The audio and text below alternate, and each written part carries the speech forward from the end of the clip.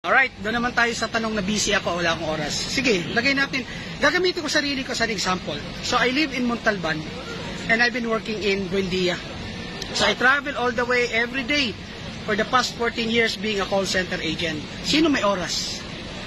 Pero, habang nagtatrabaho ko, I came up with this realization na habang minumura ako sa telepono as an agent, may mga taong natutulog sa bahay, kumikita. May mga taong hindi kailangang mag-travel, kumikita. No? Hanggang kailan ka walang oras, kapatid? Kung wala kang oras ngayon, no? Lagi sinasabi mo kasi wala kang oras. Okay, hindi ako. Itong tanong ko sa'yo, ilang birthday ang pinapalagpas mo? Ilang okasyon ang pinapalagpas mo kasi may trabaho ka? Kailan darating sa buhay mo na may oras ka sa pamilya mo? Tandaan mo kung may anak ka, minsan lang magiging bata ang anak mo. One day you will realize, pag nasa deathbed ka na, anong gusto mong maalala ng anak mo? Na lumaki siya, wala kang oras? O lumaki siya na nandun ka palagi kasi binibigyan mo siya ng oras? Kasi may time freedom ka, kasi nasa networking ka. Guys, networking is not all about money. No, hindi po siya pera-pera. Ang pinaglalaban ko po sa network marketing kung ba't ko pinagsusumikapan to, kasi gusto ko magka-oras. So paano nagka-oras, Coach Chance? Wala kang ang oras. Exactly my point, I have to sacrifice. Nagsakripisyo ako ng 1 year, halos walang tulog. Kasi pag wala akong binago habang buhay na walang magbabago sa buhay ko, di malamang hanggang ngayon wala pa rin akong oras ang katwirang ko. So it's all in the mind. You have to decide. No, kailangan nang magalit ka sa kahirapan. Kasi pag hindi ka nagalit sa kahirapan, akala mo normal lang yung sitwasyon mo. Alam mo dati, I've been working for 14 years. Kabisado ko kung ilang steps yung MRT. No, akala ko it's normal. I only realized ang hirap palang pinagdaanan ko nung gumihawa na buhay ko. No, na parang ayoko na siyang balikan, na hindi ko ma-imagine kung paano ko siya na-survive. Pag wala ka palang choice, iso-survive mo lahat. So you have to consider your situation right now.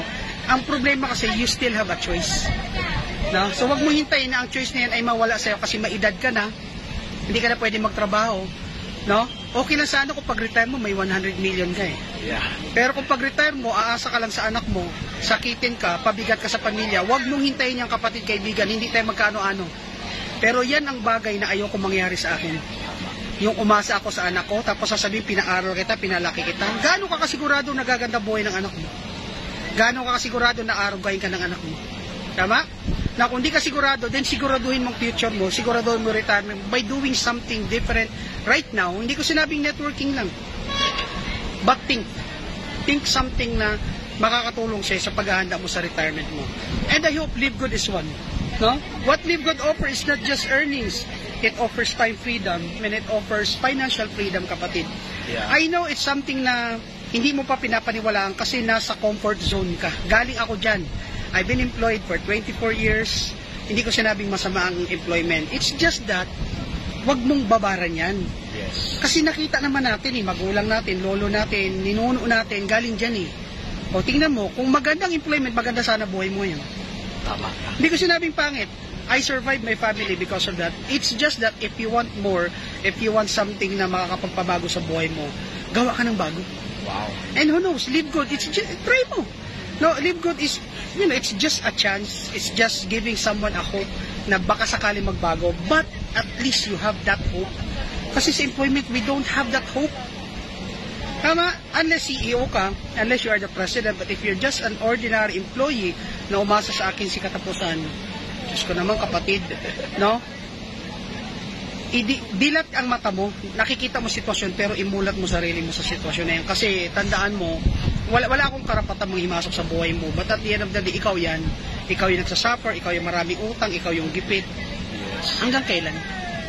Diba? So I hope this short message, kung short pa tawag dito, I hope this gives you at least tickle your mind na, o nga no. Guys, ano lang, tanggapin mo lang kung ano ko ngayon. Marami nagtatanong sa akin, ano raw sikreto para maging successful.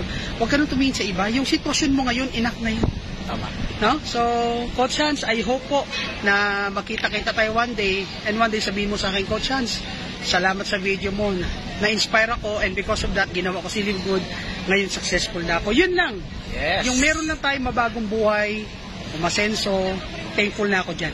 Okay? So, see you at the top. Yan, maraming salamat. Makinig kayo dito, idol ko to.